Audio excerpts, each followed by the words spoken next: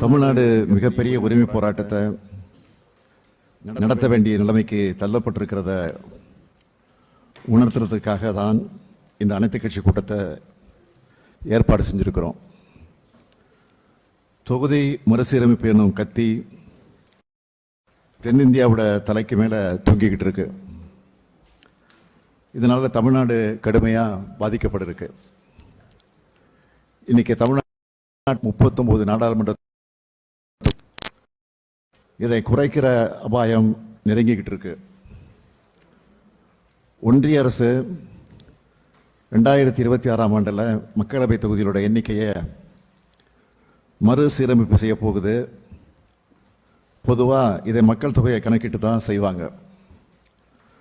மக்கள் தொகையை கட்டுப்படுத்தணும் என்பது இந்திய நாட்டோட மிக முக்கியமான இலக்கு. அந்த இலக்கில் நம்ம தமிழ்நாடு வெற்றி பெற்றிருக்கு. பல பத்தாண்டுகளாக வெற்றிகரமான குடும்ப கட்டுப்பாடு திட்டங்கள், பெண்கள் கல்வி மற்றும் சுகாதார முன்முயற்சிகள் மூலமாக நாம் இதை சாதிச்சிருக்கிறோம். இப்போ இருக்க 543 நாடாளுமன்ற தொகுதிகளில் தொடர்ந்துச்சுன்னா மக்கள் தொகை குறைவாக இருக்கிறதுனால நம்முடைய தொகுதிகளின் எண்ணிக்கை குறைக்கப்பட வாய்ப்பு இருக்கு. தமிழ்நாடு மொத்தமாக 8 மக்களவை இடங்களை இழக்கும்னு சொல்றாங்க. அதாவது 39 எம்பிக்கள் கிடைக்க மாட்டாங்க, எம்பிக்கள் தான் இருப்பாங்க. நாடாளுமன்ற தொகுதிகளோட எண்ணிக்கை 848 உயர்த்தப்பட்டு தற்போதைய விகிதாச்சாரத்தின்படி மறுசீரமைப்பு செய்யப்பட்டால் நமக்கு கூடுதலா 22 தொகுதிகள் கிடைக்கணும். ஆனால் தற்போதைய மக்கள் தொகையின்படி மறுசீரமைப்பு செஞ்சால் 10 தொகுதிகள் தான் கூடுதலாக கிடைக்கும். இதனால நான் 12 கூடுதல் தொகுதிகளை இழக்க நேரிடும். இந்த 2 முறைகளிலுமே நமக்கான பிரதிநிதித்துவம் குறைஞ்சு அதிக மக்கள் தொகை கொண்ட மாநிலங்களுக்கு அதிக பிரதிநிதித்துவம் கிடைக்கும். இதனால தமிழ்நாட்டுடைய குரல் நசுக்கப்படும். இது வெறும் உறுப்பினர்களோட எண்ணிக்கை பற்றின கவலை இல்லை, நம்ம தமிழ்நாட்டோட உரிமை சார்ந்த கவலை. நம்ம தமிழ்நாடு எதிர்கொள்ள இருக்கக்கூடிய இந்த முக்கியமான பிரச்சனையில எல்லா அரசியல் கட்சிகள் மற்றும் தலைவர்கள் ஒன்றிணையும் என்று வேண்டுகோள உங்க எல்லாரும் முன்னாடியும் நான் வைக்கிறேன்.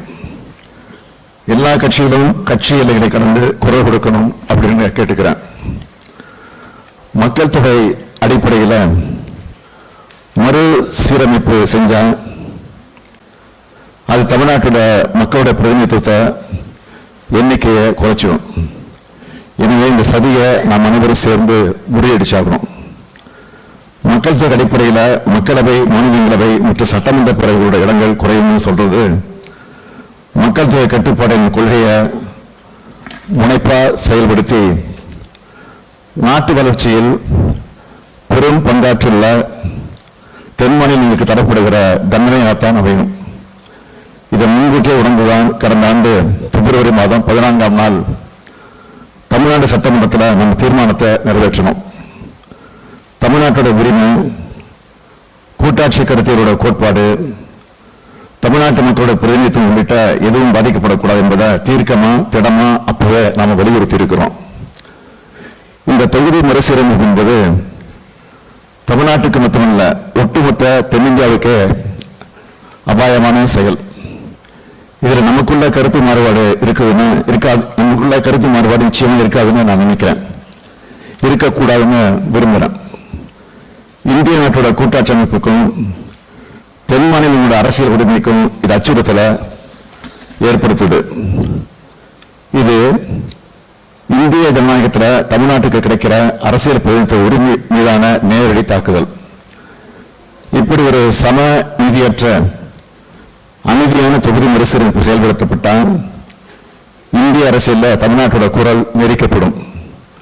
தமிழ்நாட்டுடைய நலன் மற்றும் தமிழ்நாட்டு மக்களுடைய நலன் ஆகியவற்றை பாதுகாக்கிறதுல நம் மாநிலத்தில் இருக்கக்கூடிய பலம் குறைக்கப்படும். 39 எம்பிக்கள் இருக்கும்போது எழுப்புற குரலையே ஒன்றிய அரசு ஏற்க மறுக்கிற நிலையில் இந்த எம்பிக்கள் எண்ணிக்கை இன்னும் குறைக்கப்பட்டாலும் அது தமிழ்நாட்டுக்கு கிடைக்கப்பட்ட அழிக்க முடியாத அநீதியா மாறும் என்பதை எல்லோரும் நினைச்சு பார்க்கணும். எனவே நம்முடைய நிலைப்பாட்டை அழுத்தம் நிறுத்தமா ஒரே சிந்தனையோடு எடுத்தாகணும். வர இருக்கிற இல்லைன்னா எதிர்காலத்தில் நடைபெற இருக்கிற மக்கள் தொகை கணக்கீடு அடிப்படையில் மேற்கொள்ள இருக்கும் மக்கள் தொகை அடிப்படையிலான தொகுதி மறுசீரமைப்பு, அந்த சீரமைப்பை நாம் கடுமையாக ஆணித்தரமாக எதிர்க்க வேண்டிய காலகட்டத்தில் இருக்கிறோம்.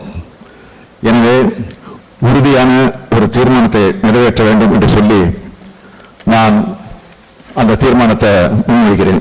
தீர்மானம்: இந்திய நாட்டின் கூட்டாட்சி அமைப்பிற்கும் தமிழ்நாடு மற்றும் தென்னிந்திய மாநிலங்களின் அரசியல் பிரதிநிதித்துவ உரிமைக்கும் மிக பெரும் அச்சுறுத்தலை ஏற்படுத்தக்கூடிய மக்கள் தொகை அடிப்படையிலான நாடாளுமன்ற தொகுதி மறுசீரமைப்பை இந்த அனைத்து கட்சி கூட்டம் ஒருமனதாக கடுமையாக எதிர்க்கிறது.